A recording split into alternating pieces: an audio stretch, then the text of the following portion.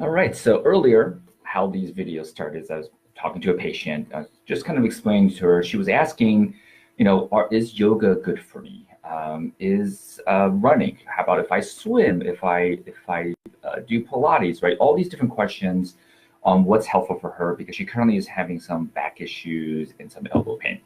And so I'm a huge fan of instead of just giving you the fish, right? Instead of giving you the answer, giving you like the framework that would help you decide, what is good for you and what's not good for you, right? And so we'll talk about that. And so, to me, I see everything as there are three things to consider when you're making a choice about yourself, especially when it comes to your health, right? And so, most people know the bottom tier, the lowest tier, which is what's the tactical thing, right? That may be like, I don't know, is eating keto better for me, or is yoga good for me, right? So what are the things to do, the shiny objects, or all the Facebook tips and tricks that we're constantly seeing on our wall that's like making us crazy and confused with all the hacks, right? And so that's the lowest layer. What I'm suggesting is don't even consider those, right? Focus on the top two, right? So, and now we're going to go to the highest layer. The highest layer, essentially just ask yourself, like, what's the fuel, like what's the intention and the energy behind this, right? And for example, we're going to apply this towards yoga, right? And so when you do yoga, right? So what's the energy? Like, what was the intent? Like even before the class, what was the overall vibrational energy, right? There's many words for this. There's in the spiritual world, right? It's like, what's the vibrational frequency? What is the universe wanting to tell me, right? In the religious world, it might be like, what does God want from me? And so if that energy, let's say, is one, typically when people, if we apply to working out, it might be like, I want to work my body, right? I want to do something to my body. I want to change my body, right? What I'm suggesting is if you just set the intention towards something that's along the lines of like, let me just nurture, support, and heal and love my body, that's a very different energy than working my body to change it, right? Because keep in mind that when you're working your body, that energy comes from the place of like, currently A is not what I want and I want B. And then whereas self-love is like, actually A is awesome, right? Just nurturing self. And so that's like the highest level. If you set that intention and put that in place, right? Self-love, self-nurturing, then the next level, right? Sort of if that's the energy, and now what's the practice? I made tons of videos on like we're always practicing something, right? We're never not doing anything. It's always interesting when people say to me like, oh, what'd you do this weekend or that day, or whatever? Oh, I did nothing. Well, like the only time you do nothing is when you're dead, right? Even if you're sitting, you're sitting. That's a something. If you're watching TV, you're watching TV. You're breathing. You inhale and exhale. There's always an action. There's always a practice. And so sometimes I find that humans may not be setting intentional and an intentionality behind what am I practicing, right? And so we'll apply this to yoga again. And so some people, like the highest level will be like, I want to work. I want to change my body.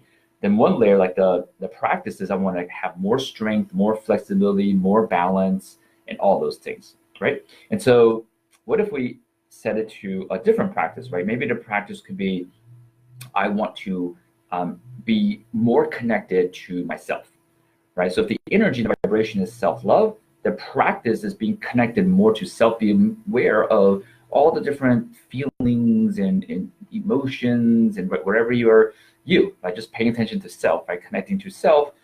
What ends up happening is if you have the energy of self-love and the practice, right, the intention practice is connected to self, whatever that last thing is, it could be yoga, it could be paleo diet, it could be lemon juice, it could be running, sprinting, CrossFit, kettlebells, doesn't matter what it is. When you have those two in place, you just ask yourself that last question, right? In that situation, it's like, all right, should I do my yoga, my CrossFit, my workout, my keto diet? I guarantee you your first gut initial response, we'll call it God's talking to you from a religious perspective. From the spiritual world, right, we'll call it your higher self, your soul. If you're not spiritual, not into God, it's like the universe telling you. The answer comes immediately, right? And so if you just apply that process where, right, just we'll review, highest level is self-love, self-nurturing. The practice could be something of like self-awareness, practicing healing the self, connecting to self. And then the last tactical thing, I just asked, like, and here's the key, here's a very important part. It has to be the first gut response, right? Because thousands of patients later, what I've learned is that the first gut response comes, and then the ego and the logical left brain kicks in and says, no, no, no, no, that doesn't make sense. I really want to lose weight, so I got to do the yoga class.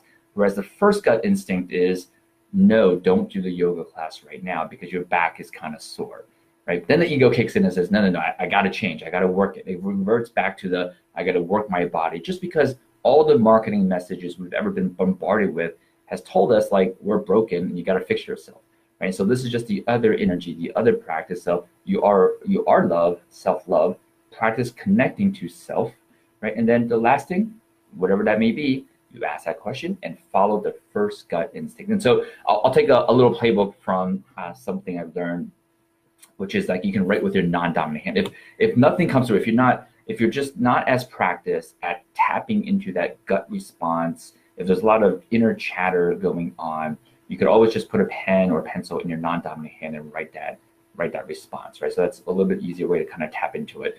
And so, yeah, and even just think about it, even that practice has its own practice, right? You're literally also practicing now tapping into, again, we'll call it God, higher self, or universe, whatever frame of reality you like to believe in. And so, yep, do this, apply that, and this way, I believe that we are our best healers, right? So I'm a healer, entrepreneur, we do amazing, cool stuff, but part of our goal is to empower people to be their own healers, like, because so you don't rely on us. Like no good coach, healer, parent wants their people to rely on them, right? Like you want to empower the people to do it themselves and take even that framework and build upon it and, and do greater things, right? So like the biggest compliment to like a teacher is to have their student learn more than them, right? And so take these concepts, apply it, and I found it to be really useful for myself and for the thousands of patients we worked with here. And so, yeah, in this way, you don't have to chase all the shiny object syndromes, whatever comes, right? You just kind of go through that question process, like what's the fuel of, the energy, right? Self-love. What's the practice, right? Connecting to self is a very common, popular, and very effective one. And then the tactical thing is ask the question, and then whatever the gut response comes, act on it. Enjoy your day, and get off Facebook. Too much Facebook isn't healthy.